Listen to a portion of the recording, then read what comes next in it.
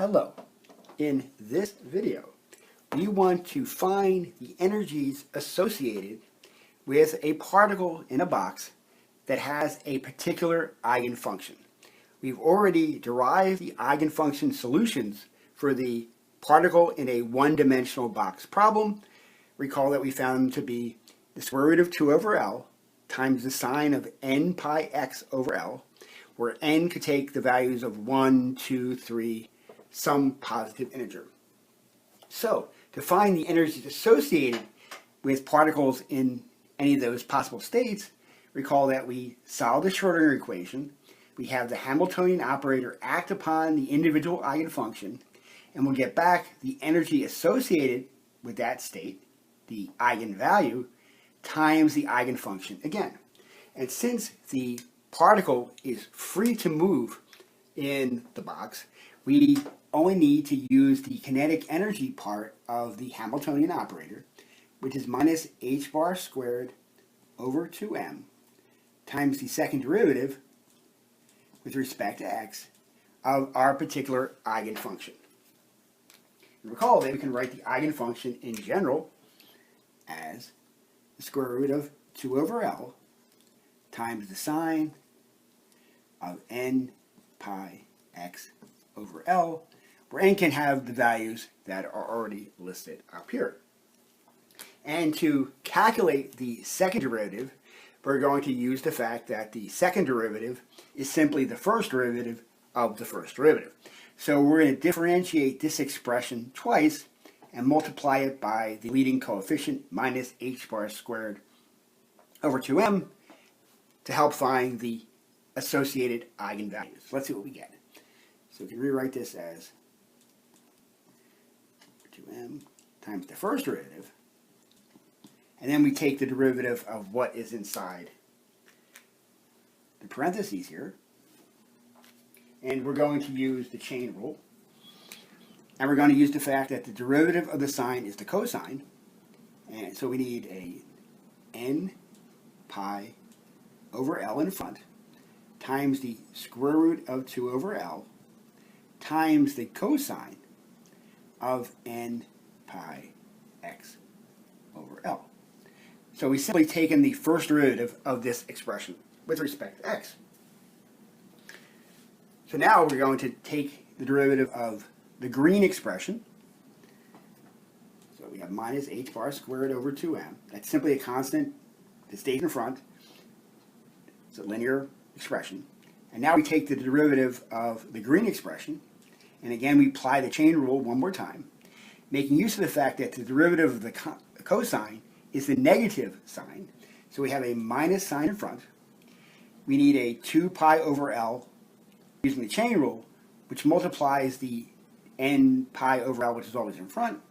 So we have n squared pi squared over L squared, square root of 2 over L. That's simply a constant.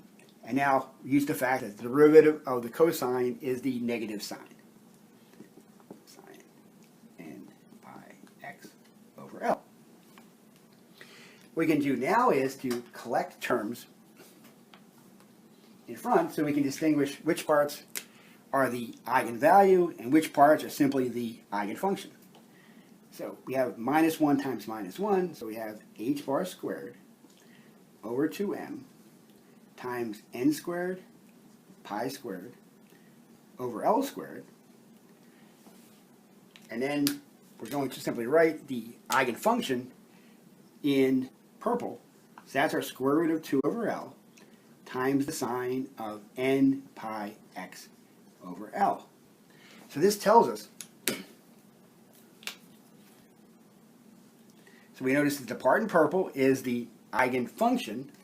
The part that's written in orange is the eigenvalue. So the energy associated with a particular eigenfunction is going to be h bar squared times n squared times pi squared over 2m L squared. But this is often an inconvenient way to write the energies, so we'll show how we can simplify this expression.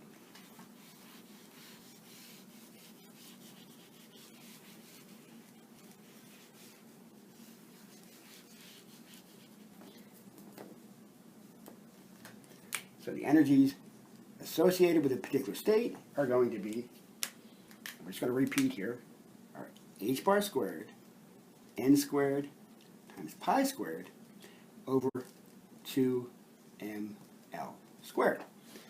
Now we're going to use the fact that h bar is equal to h divided by 2 pi. Now if that's true, then h bar squared, we have to square this expression, gives us h squared divided by 4 pi squared.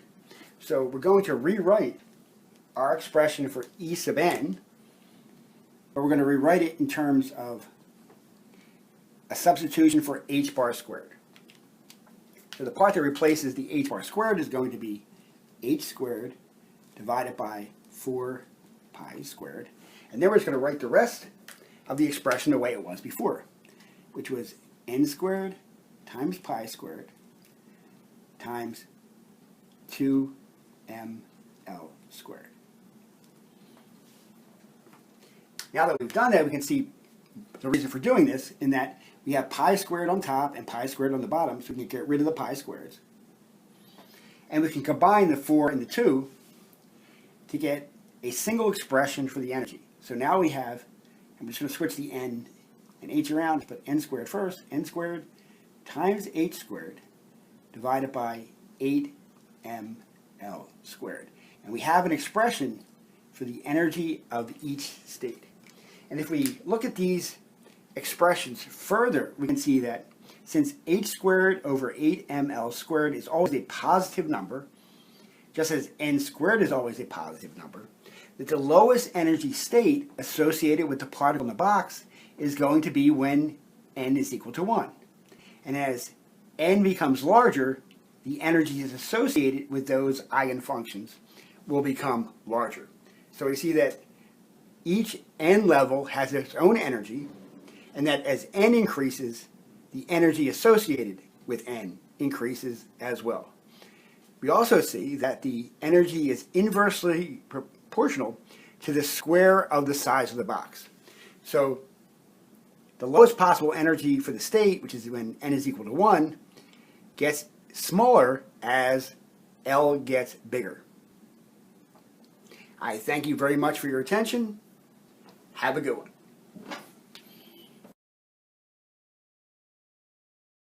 Have a good one.